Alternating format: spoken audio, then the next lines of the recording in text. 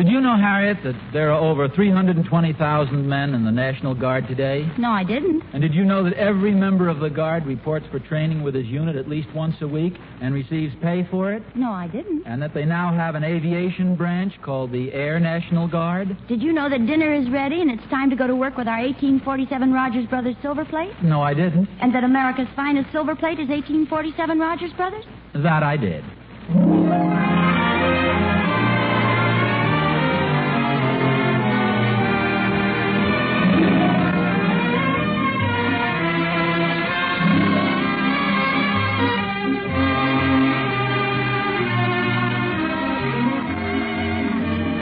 America's finest silver plate is 1847 Rogers Brothers.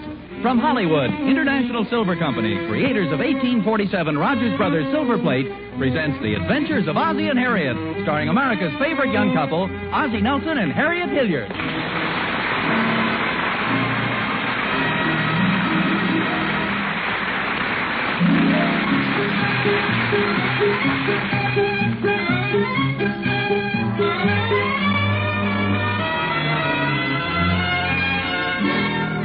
Say, there's excitement in the air.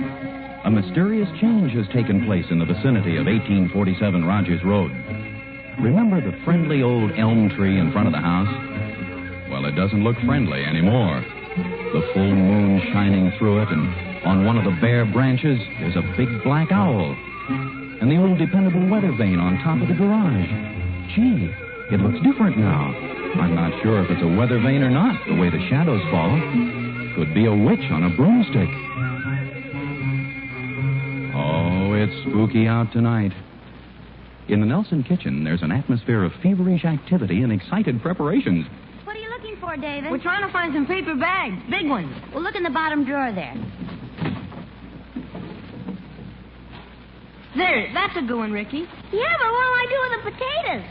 No, not that drawer, Ricky, on the other side. Hey, what's going on out here? We're getting some paper bags. It sounded like you were taking the kitchen apart. Halloween, boy. We're going to have fun tonight, Pop. Yeah, looks plenty spooky out to me. What do you have there, dear? Oh, I was just rummaging around upstairs a bit, and I thought the boys might make a costume out of these old work pants. Gee, Pop, they're pretty dirty. Not only that, dear, they're covered with paint. Well, what do you expect, Harriet? I wore them when I painted the breakfast nook. I think you did a better job on the pants than you did on the breakfast nook. How about you, Ricky? Would you like to be a painter? We could get you a white cap and stick a couple of brushes in your belt. Golly, Pop, those pants are pretty big. Oh, I don't know. Let's see how they look on you. Here, step into them. Put your foot in there. Yeah. Now the other foot. Yeah, now pull them up. Oh, that's a wonderful costume. The Headless Painter.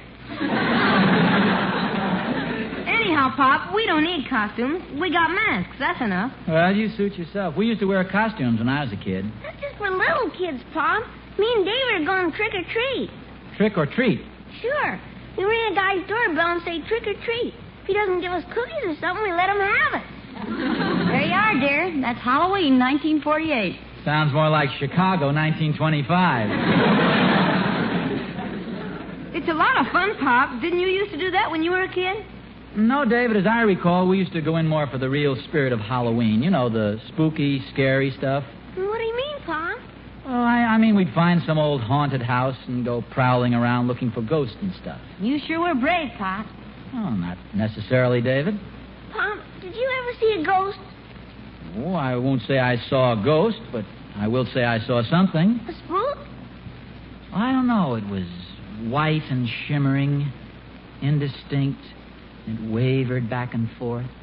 Sometimes it was there, sometimes it wasn't there. White and shimmering. Did they have television sets then, Pop? No, Ricky, this was right out in the center of the living room. I'm afraid Halloween's different nowadays. All the wonderful, spooky, hobgoblin atmosphere, that's all changed now. Can't help feeling a little sad when you see the joys of your childhood disappearing in a changing world. Halloween just isn't exciting anymore. Are you going to cry, Pop? No, just the memories coming back. You sure must have had fun, Pop. Do you think there's really such a thing as a ghost? A real ghost, I mean? Well, I don't know. In a spooky old house with the moon shining through the broken shutters, you imagine you see some pretty strange things. I'd sure like to see a ghost. Boy, would I run. Well, there's the old McAdams house up on the hill. That's a pretty spooky-looking place. I wouldn't be at all surprised if there were a ghost or two lurking around in there. Do you think we could see one if we went up there, Pop? It's very possible. Oh, Ozzie. David, your father's just kidding. Oh, let the boys have a little fun, Harriet. After all, it's Halloween. Come on, grab the bags, Ricky. We gotta get going. Hey, wait for me. Don't you think a lot of the spirit of Halloween has been lost? Oh, I don't know, dear. The kids seem to have a good time. That's the important thing. Oh, they pretend to enjoy it, but where's the fun? Trick or treat. Where's the adventure? What danger is there in getting a handful of cookies from Mrs. Dunkel? You've never eaten Mrs. Dunkel's cookies. Have we had any callers yet? Oh, about a dozen of them. You should have seen little Julie Thornberry. She was all dressed up in one of Catherine's old dresses, and she had a stocking on her head. Really? Oh, I'm sorry I missed it. And little Georgie Dunkel, he had the cutest clown suit with skeletons sewed on it. We sure have some cute little kids in this neighborhood. I'll get it. Oh, wait a minute. Let me get it. I want to have some fun, too. Yes? Trick or treat.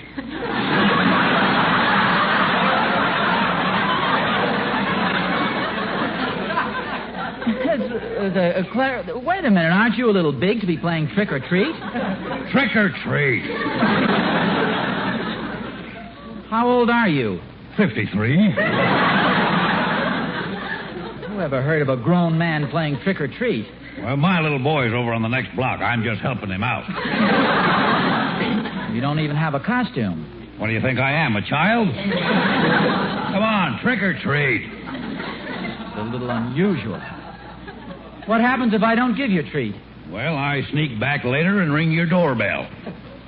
So what? And when you answer it, I punch you in the nose. Come on, trick or treat. It's really funny. Here are some cookies.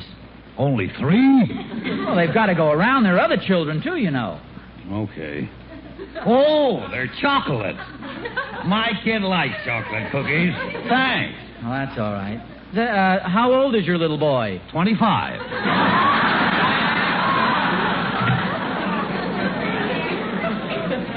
One of the kids in the neighborhood, one of the older kids. Say, would you do me a favor if you're not too busy? Yeah, what is it? Would you stop down at the store and get some candies or something? The rate we're going, we're going to run out of stuff. Okay. Hey, what are you doing? Just putting a couple of cookies in your pocket in case you got stopped for trick or treat. Some of the boys get pretty rough. Oh, Harriet, please. You don't think I'm afraid of a bunch of kids? No, suit yourself. Last Halloween, Joe Randolph bumped into the backfield of the high school football team and came home minus his trousers. No kidding.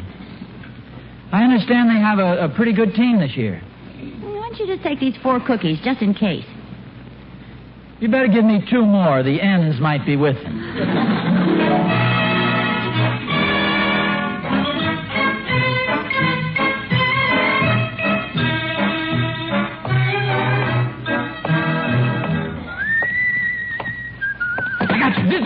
Don't tear my pencil. The cookies were in my pocket. They're very nice cookies.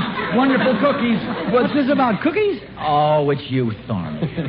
What a corny trick, hiding behind the head. Oh, just keeping in the spirit of Halloween. You should see what I did to Duncan a little while ago. Did you scare him? What did you do? I sneaked up on his front porch, rang the doorbell, and ran like the dickens. He didn't know what to say. Then when he went in the house, I went around to the back and started rattling the back door. Oh, boy, was he scared. What else did you do, Patty? Well, I waited a few minutes, and I tapped on the window and moaned like this. Ooh. And I rattled the door again, and I moaned some more. Then I began pounding on the side of the house. Yeah. And then what? Then the police came. That Dunkel just has no sense of humor. Did the police do anything to you? No, just told me to stop annoying people. They took my soap away, too. You're just a big kid at heart, aren't you, Thorny? That's all in fun, Oz. What's Halloween nowadays? Nothing happens. My boy Will's out playing trick or treat. David and Ricky, too.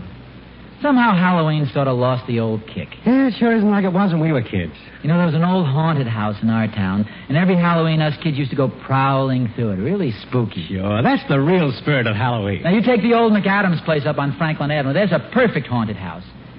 There's some way to sneak in there. You mean you go in there at night? Oh, sure. Why not? Oh, no reason. I just never cared for the looks of the place myself. Those grotesque chimneys, staring windows, sort of gives me the creeps. Barney, you're kidding. No, I'm not, Oz. There's something frightening about it, especially at night. What an imagination. Well, I've got to get down to the drugstore. I promised Harriet I'd get some candy and stuff. Okay, Oz. See you later. Say, when you go by the McAdams place, don't let the ghosts get you. Oh, that's right. I go right by there, don't I? Yes, sir. Not afraid, are you, Oz? Oh, Barney, cut it out. If you walk down the store with me, I'll buy you a soda.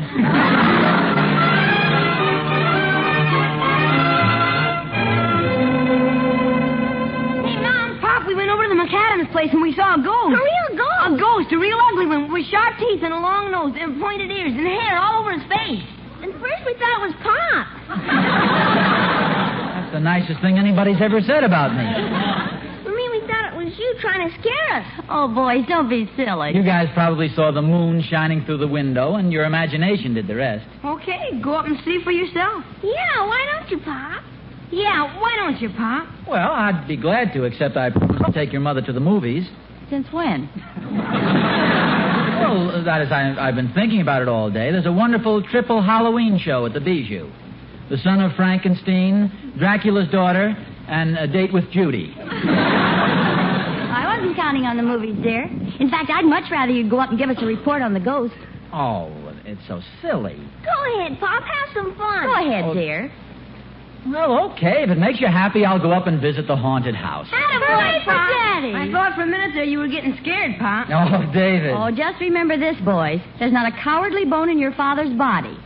Of course, every now and then the meat around him gets a little jumpy. Meet around.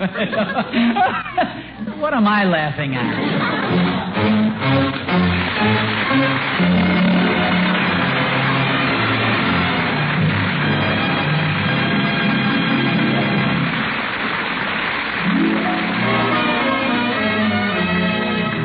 You hear it over the back fence. You hear it on the bus. They talk about it at bridge clubs and when they meet on Main Street. What is this topic of conversation? Why, just this. The 4 patterns created by 1847 Rogers Brothers are the loveliest in town. Yep, it's true. The 4 patterns created by 1847 Rogers Brothers are unexcelled. No other silver plate is designed with such imagination, such feeling for detail. And each of the beautiful 1847 patterns is designed with you in mind, designed to fit your tastes, your scheme of decoration, your dreams. If you like modern, dramatic things, for example, the 1847 pattern for you is Eternally Yours. Eternally Yours is simple and sleek in line, and each piece is crowned with exquisite openwork, even the knives. That's a feature you'll find only in 1847 Rogers Brothers. And in every way, Eternally Yours is proof that the beautiful silverware, which bears the year mark 1847, is the finest in America. So see it tomorrow. Eternally Yours, one of the 4 love patterns created by the one and only 1847 Rogers Brothers.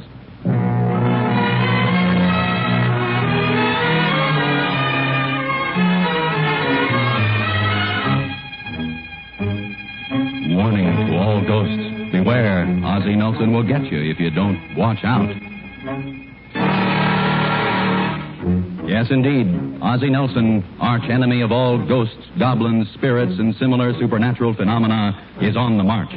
Target for tonight: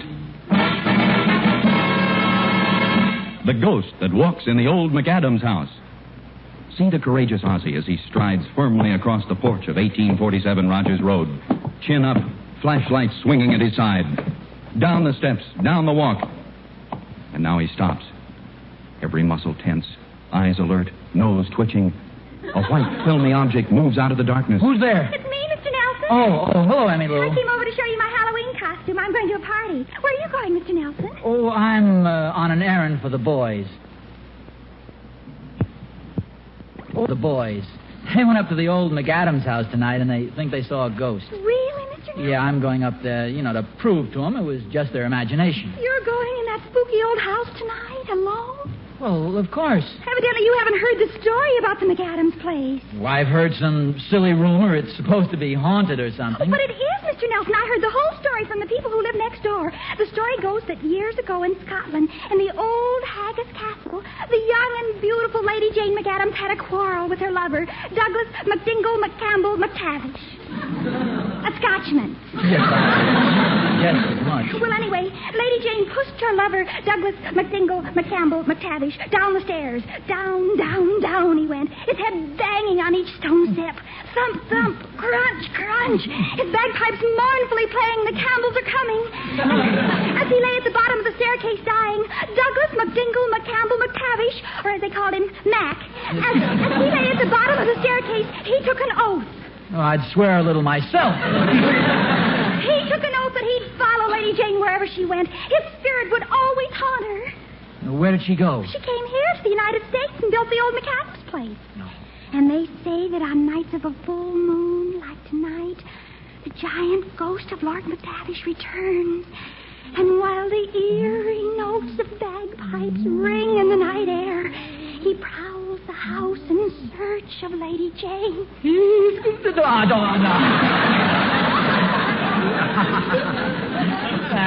It makes a good story, but nobody in his right mind would believe it. Well, you believe it, don't you, Mr. Nelson? Yes, but I'm not. Of course, it's a lot of nonsense. Okay, Mr. Nelson, but remember, if you go up there tonight and see the ghost and get a terrible fright and drop dead, don't come around saying I didn't warn you. Happy Halloween!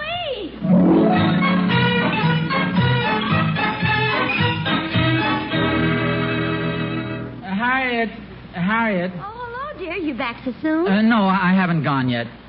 As a matter of fact, I've been thinking this over, and I don't think I'll go. The whole idea seems sort of childish. Well, what about the boys, dear? You promised them. I know, but I mean, after all, isn't it silly for a full-grown man? It's only a wild goose. That's all it is. Well, if you'd like, dear, I'll go with you. And the boys...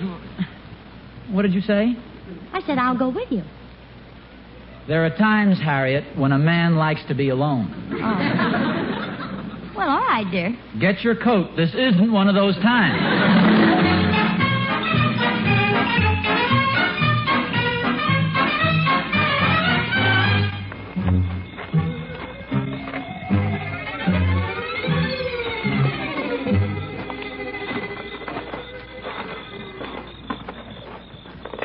Don't get nervous now, dear. Just keep cool. Oh, I'm cool, all right. Matter of fact, I'm shivering a little. Just hold my hand good and tight. I can't. Hmm? You're squeezing mine so hard the fingers are asleep. Sorry. Is that better? It's better. How do we get through this iron fence? There's a gate here someplace, I think. It'll probably be bolted and spoil all our fun. They usually have a huge lock on these things and thick chains. Now, here we are. Oh. Locked? No. Well, push it open. Here, will you take the flashlight a second? Thanks. And the baseball bat, too.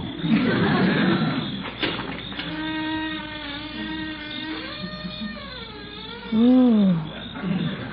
Doesn't this place look weird? Yes, it is pretty spooky at that. Shall I sing something to keep your nerve up? If you want to, dear. It'll keep you from getting scared. Did you ever think, as the hearse goes by, someday you're going to die?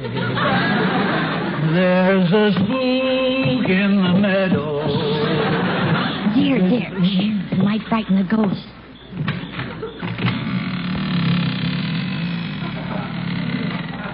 Must be a haunted house. The door squeaks. I don't know why you insisted on coming along, Harriet. I could just as easily have come by myself. Ozzy, something has hold of my coat. Yeah, that's me. Who closed the door? Didn't you? No. Oh, it must have been the wind. Gee, this place sure looks creepy with the moon streaming through the windows. What was that? Now, don't be frightened. I'm right beside you. Ozzy, there's something in this room. It's coming toward us. It's getting closer. Harriet, quick, my baseball bat. Hey, Oz, careful with that. Do it. Hello, Harriet. You old trickster, I Thorny. just thought I'd have a little fun with all the talk that's been going around about this place. So you're the ghost David and Ricky saw. I should have guessed by the description. You should have a bagpipe, though, Thorny. A bagpipe? Well, sure, haven't you heard? This place is supposed to be haunted by a Scotch ghost who plays the bagpipe.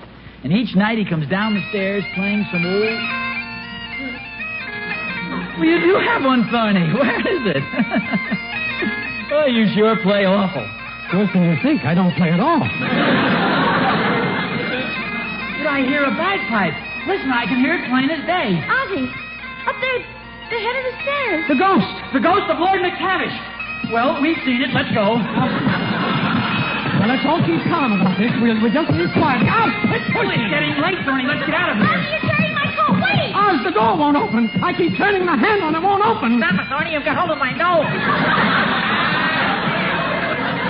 This way, boys. Thorny, the door's over here. Follow me. I'll make one of my own.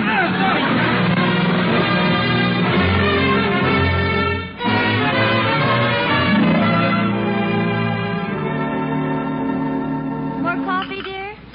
No, thanks. I can't understand it. There must be some scientific explanation. Did I seem very scared out there? Oh, no, not especially. I mean, did I act in any way that might give somebody the impression that this illusion we saw frightened me? Well, no, you were very level-headed about it. Of course, it was the first time I've ever seen you jump a 7-foot fence. I didn't think I could fool you. That thing, whatever it was, scared the daylights out of me. I was plenty scared myself. I can't figure out those bagpipes. No, and then what about the ghost? Oh, well, yes, of course, the ghost, too. Harriet, what are you stuffing behind the sofa pillow? Oh, nothing, dear, just some old papers and things. Wait a minute, let me see that. It's only an old sheet. You'll get the couch dirty. It's got cobwebs. Cobwebs! How about a little more coffee? And there's Ricky's baseball bat, the one Harriet, if you'd like to make a little confession, I'll listen. But if you'd rather not, I'd rather you would. All right, dear. Just the boys and I thought it'd be nice if you could have a little fun on Halloween. You told them how much you enjoyed going to some haunted house. So we thought that if we could sort of... Ozzy, listen. I'm listening. Go on. No, listen. The bagpipes. Yeah. I hear the bagpipes again. So do I. Hey, Pop, can we have a dime? Boys, listen. Do you hear bagpipes playing? Sure, that's what we want the dime for. He's out front now. Who's out front? Mr. Campbell, the man with the Scotch plaid ice cream truck. The Scotch plaid ice cream truck. Well, sure. Haven't you ever seen him? Can we have a dime, Pop? A dime. Here's 50 cents. Stuff yourselves. Thanks, Pop. Oh, boy. Hurry up, David. How about that? The bagpipes we heard at the McAdams place were from the Scotch plaid ice cream truck. What a coincidence. Oh, remarkable. You see, the Scotch plaid ice cream truck happened to stop there. See, there are no other houses around, and nobody lives there, but he happened to stop there. Played a different tune up there, too, didn't he? I don't remember. Harriet, believe me, it was only the Scotch plaid ice cream truck. Yes, I know, dear. I'll say it just once more. The bagpipes we heard at the McAdams place were from the Scotch plaid ice cream truck. Okay, dear, you've convinced me. I wish I could convince myself. I'd like to get some sleep tonight.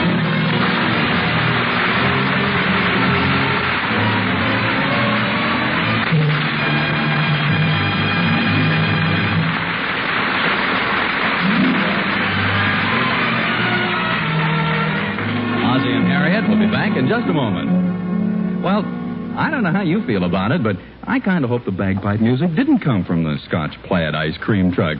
Because that's the way Halloween ought to be. Lots of mysterious tapping at every window, witches riding through the air, spirits in every tree. I've already had a message from the Halloween spirits, Mr. Smith.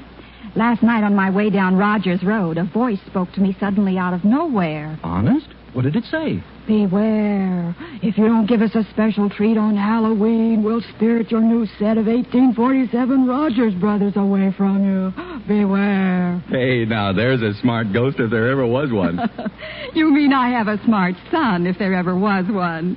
He hasn't heard me raving about my new 1847 Rogers Brothers for nothing. Oh, nobody raves about 1847 Rogers Brothers for nothing.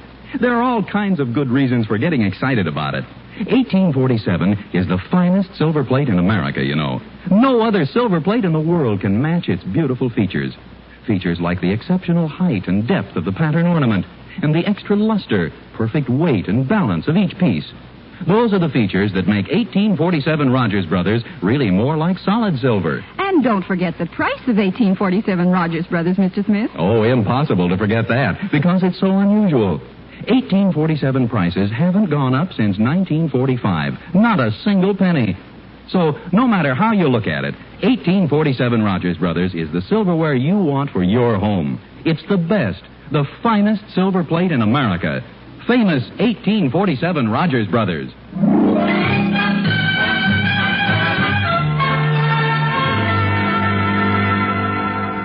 Oh, come on, dear. Put out the light. Let's go to sleep. In a few minutes, Harriet. I just want to finish this article.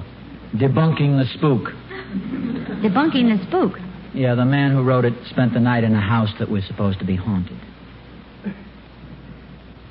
As I sat there in the darkness, I could hear the clock in the village striking 12. Now was the witching hour. If ever the dead lived, now was the time they must rise from the grave. I stood up and dared the ghost to appear. I said, if you were a ghost, I dare you to strike me dead. Silly article. What happened next? Well, then, let's see. He goes on to...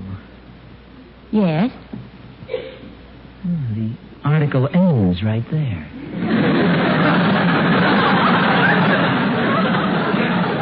Oh, come on, dear. I'm tired. I want to go to sleep. You know what might be fun?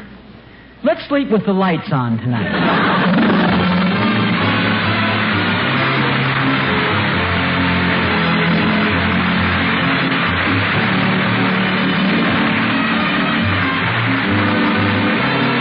Tune in next week to another adventure of Ozzie and Harriet, starring Ozzie Nelson and Harriet Hilliard. And remember, America's finest silver plate is 1847 Rogers Brothers. Yes, Harriet, America's finest silver plate is 1847 Rogers Brothers. Appearing in support of Ozzie and Harriet were John Brown, Janet Waldo, Henry Blair, Tommy Bernard, and Jack Kirkwood.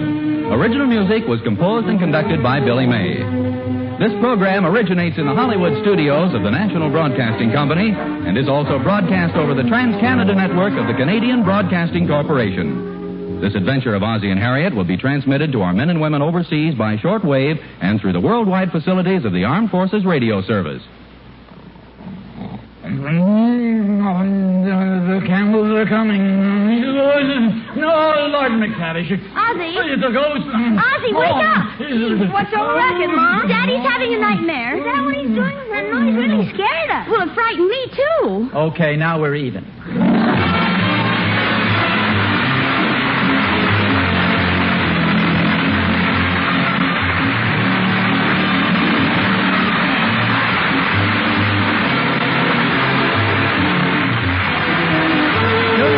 Week to the next adventure of Ozzie and Harriet, starring Ozzie Nelson and Harriet Hilliard. This is Vern Smith speaking.